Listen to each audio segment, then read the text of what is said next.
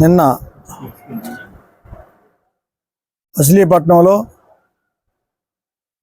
భారీగా ప్రజాగళం యాత్ర జరిగితే దానికి పెద్దల గౌరవనీయులు చంద్రబాబు నాయుడు గారు, జనసేన పార్టీ అధ్యక్షులు పవన్ కళ్యాణ్ గారు వచ్చి జరుగుతున్న అన్యాయం గురించి మాట్లాడితే పొద్దున్నే మన నాయకుడు ఇక్కడ పేరు నాని గారు ఒక గంట సేపు అదే పనిలో మాట్లాడుతున్నాడు. ఆయన అసలు మీరు మాట్లాడే అర్హత ఉందా అని అడుగుతున్నా.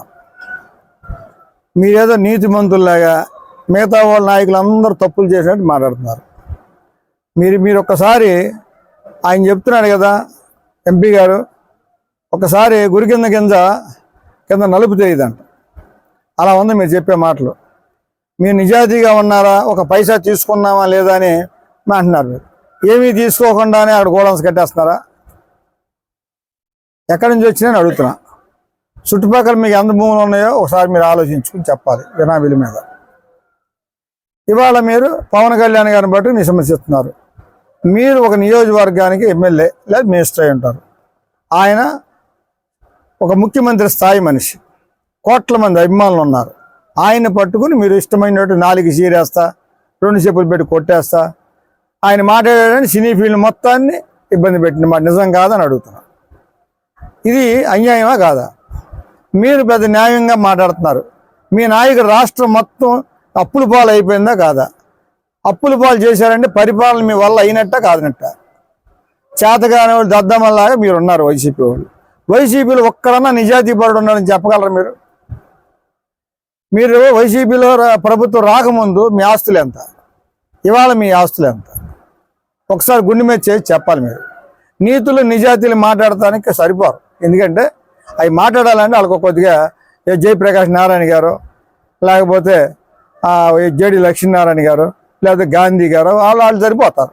మీరు అది బాధ కదా. మీరు రాజకీయాలు రాకముందు రాజకీయ నాయకులు అందరి పరిస్థితి మాకు తెలుసు. అలాగే మీరు చేసిన అన్యాయాలు, మీరు చేసిన అక్రమాలు మాకు అందరికి తెలుసు. మీరు నీతి గురించి మాట్లాడదు, దేని గురించైనా మాట్లాడండి. వాళ్ళ పోర్టు గురించి మాట్లాడుతున్నారు. మీరు రాజశేఖర రెడ్డి గారిని తీసుకొచ్చి మచిలీపట్నంలో అంత భారీగా ఊరంతా సెలవు పెట్టించి భారీగా ఓపెన్ చేశారు. ఆ రోజున మీకు పర్మిషన్లు తీసుకున్నారా? మీరు పర్మిషన్లు తీసుకొచ్చి బ్యాంక్ లోన్ శాంక్షన్ చేసి మొదలెట్టారా? ఎందుకు ఆగిపోయింది 10 ఏళ్ళు? మరి మీరు ఇవాళ నిజాయితీల గురించి మాట్లాడుతున్నది కరెక్టేనా అని అడుగుతున్నా. ఇలా చెప్పుకుంటా పోతే మీరు చేసినవి చాలా ఉన్నాయి. 20 ఏళ్ళ మచిలీపట్నంలో డ్రైనేజీలు పూర్తి అయినాయా అని చెబుతున్నాను. ఎందుకు పూర్తి అవ్వాలా? చేత కాలేదా? పోర్టు తీసుకొచ్చాం అంటున్నారు. పోర్టు మీరు తీసుకొచ్చారా? బాలశౌర్య గారు తీసుకొచ్చా? గుండె మీద చేసి చెప్పాలి. మెడికల్ కాలేజీ తీసుకొచ్చామంటున్నారు. అది బాలశౌర్య గారు తీసుకొచ్చారా? మీరు తీసుకొచ్చారు, మీకు తెలుసు. ఇవాళ మచిలీపట్నం డెవలప్ అవడానికి కారణం చిరకాల కోరికలన్నీ నెరవేరినాయి అంటే దానికి కారణం బాలశౌర్య గారు. ఆయన్ని మీరు ఎవరెవరిని పెట్టి తిట్టించారో ఆ స్థాయిలో మనిషిని 7 నియోజకవర్గాలకు ఎంపీ గారిని పట్టుకుని చిన్న ఒక కౌన్సిలర్తో నువ్వు మాట్లాడిపించావు. ఇది మంచి పద్ధతేనా? ఒకే కులంలో ఎవరైనా ఎదిగితే వాడు మళ్ళీ ఎదిగిపోతాడేమోనని మీరు ఎంతమందిని ఇబ్బంది పెట్టారో మచిలీపట్నం అందరికీ తెలుసు. అలా ఉండకూడదు. మనం కాబట్టి ఇంకొకరు ఉంటారు. దేవుడు ఎవరికి ఇస్తే అవకాశం వాళ్ళకి ఇస్తాడు, అంతే తప్ప మనకు అంత ఈర్ష్య పనికిరాదు. ఆ ఈర్ష్యతో మీరు బాడీ రామకృష్ణ గారు ఎంత పెద్ద మనిషి, ట్రైన్లు బస్సుల్లో తీసుకొచ్చినటువంటి పెద్ద మనిషి ఆయన. ఆ రోజుల్లో ఆయన పట్టుకుని ఎన్ని మాటలు మాట్లాడారో మీకు తెలుసు. ఏ ఓట్లు ఇటు క్రాస్ ఓటింగ్ చేయించారో అందరికీ తెలుసు. ఇదే కాకుండా కరోనాలో మేమే చేసాం అంటున్నారు. మేము ప్రభుత్వంలో లేము, 1 రూపాయి ముట్టుకోలేదు. మేము ఎన్ని చేసాం? కొన్ని వేల కార్యక్రమాలు చేసాం. ప్రతి గ్రామంలో కూరగాయలు పంచాం, ఎచ్చాలు పంచాం. చిరంజీవి గారు ఫౌండేషన్ ద్వారా మాకు ఆక్సిజన్ పంచాం. అదే కాకుండా మేము ఎవరైతే వాళ్ళు ఫోన్ చేస్తే ఇంటికి భోజనాన్ని పంపించాం. ఇది నిజమా కాదో మీరు అర్థం చేసుకో. మీరు ఎప్పుడైనా జేబులో డబ్బులు తీశారని అడుగుతున్నాం. ప్రభుత్వం చేసిన దాంట్లో మీరు వెళ్ళి ఫోటోలు దిగేసి మేము బాగా చేసేసాం అంటున్నారు.